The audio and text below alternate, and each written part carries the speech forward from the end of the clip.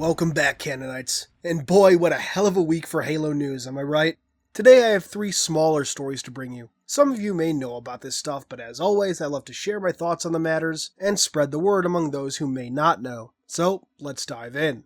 We start today off with the announcement of Halo Online, a multiplayer-only experience by Saber Interactive, the dev group who updated Halo CE and Halo 2's campaigns for the anniversary editions. The game will launch in Russia exclusively in the form of a closed beta, but I don't doubt that the game will eventually make its way to other regions in time. Now I'm sure you're wondering why I'm talking about a multiplayer game on a channel dedicated to lore. In the announcement article, the game is said to be set on a secret UNSC space installation known as Anvil. Now, if you saw the Canon fodder video from a few weeks ago and or read the article it's based on, you may recall 343 writer Jeff Easterling mentioning something called the Anvil Initiative, a joint UNSC and Swords of Sanghelios program during which Spartans and Sangheli participate in wargame simulations.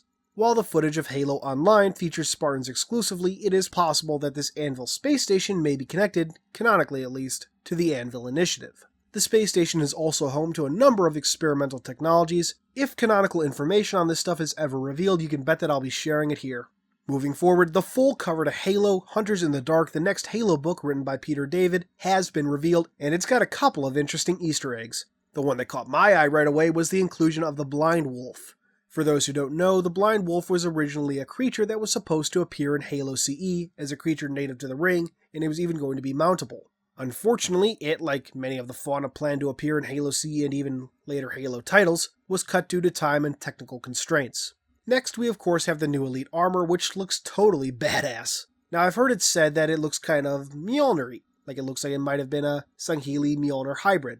I'm not sure if I really agree, but it's not an impossible concept. If a Sangheli can make a Mjolnir variant, there's no reason the opposite or something like it can't be true. And then, of course, the Ark. We already knew this book would take us to the Ark, but it's damn awesome to see it, and it's even cooler to see some of the damage it took.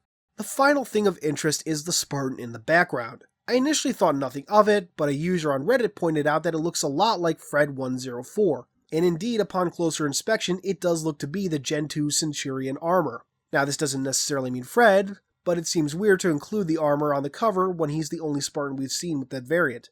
Also, it's blue. So, if Blue Team or even just Fred is in the book, it just got a whole lot better. Also released earlier this week was the book's description.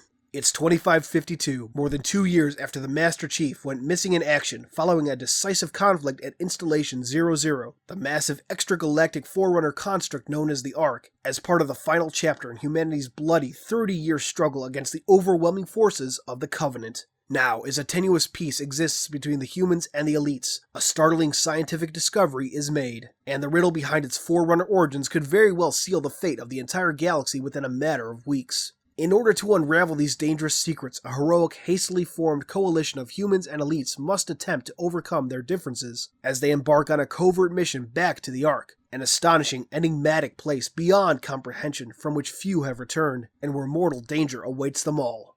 So pretty much what you'd expect based on the cover, but still damn fascinating. I will say, the one thing that kinda disappoints me thus far is the fact that it's set in 2555. I was personally hoping that it might be about the UNSC Rubicon's trip to the Ark and the recovery of 343 Guilty Spark, now fully awakened as the ancient human Chakas. And while it does raise a lot of questions about that later trip, I still can't wait to get my hands on the book.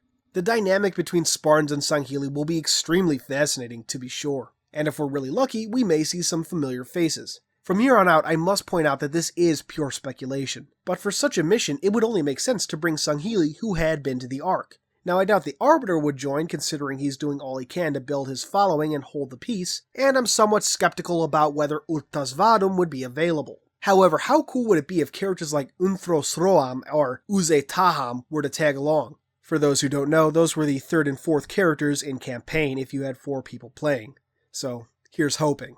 And of course, we have to talk about this mysterious Forerunner artifact that could seal the fate of the galaxy within weeks. My first instinct, as I'm sure is the case with many, is mendicant bias, or something to do with him at the very least. Or it could also be something about Alexandria before the fire, a reference to another of the Forerunner's plans. I really just can't wait. Now, of course, the biggest question will be this. How in the hell are they getting to the Ark? We're talking about a distance of 262,144 light years. This is a trip longer than traveling from one end of the Milky Way to the other, and then back. The only known viable means was the portal at Voy, but that requires a key ship, and I doubt the UEG is eager to reactivate it anytime soon. Still, as long as they don't just gloss over such a major detail, I'll be happy. Finally, our last bit of news, special thanks to fan Spartan Locke for sharing this with me. A site called Big Bad Toy Store revealed some images for the first wave of Halo 5 Guardians McFarlane figures. One of these figures is none other than Locke himself, and the best part, we have a description. Spartan Locke is tasked with hunting down the legendary Spartan, but his intentions may not be what they seem. As a game of cat and mouse unfolds between these dynamic Spartans, an alien force is rising that threatens the entire galaxy. Introduced in the live-action series Halo Nightfall, Spartan Locke has the knowledge and skills to take out any threat. Will he replace the Master Chief as the UNSC's top super soldier? Well, that's certainly interesting. The game of cat and mouse certainly sounds like Locke may be visiting places that the Chief has been, both in the past and more recently, and his intentions may not be what they seem. Maybe that will get people to stop thinking that Locke is trying to kill the Chief? I mean, where did that idea even come from? And what could this rising alien force be? Now, my first instinct would lead me to think of Jules' Covenant and its alliance with the Prometheans, but could it be something else? If you guys know me at all, you know I'm rooting for the Flood. And then that final line, will he replace the Chief as the UNSC's top soldier? Well, I honestly wouldn't mind seeing a more diverse cast of playable characters in Halo titles. I'm excited to play as Locke, and my favorite Halo game of all time is one that doesn't even feature Master Chief. Still, I know that 343 wants to keep building the Chief's character, and Frank O'Connor has said on a few occasions that the Reclaimer saga is about the Master Chief, so that last line is more likely just part of Halo 5's marketing campaign. And so that brings today to a close. I originally hadn't planned to talk about really any of this, but when that image of Halo Hunters in the Dark was revealed, I couldn't hold back, and I figured that, altogether, the three subjects did warrant a video discussion. And so, thanks for joining me once again.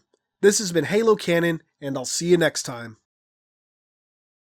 Hey guys, thanks for watching my video. It means more than I can express in a few minutes of audio. If you did like it, please give it a thumbs up, subscribe, share it around on whatever social media you see fit, and all that jazz.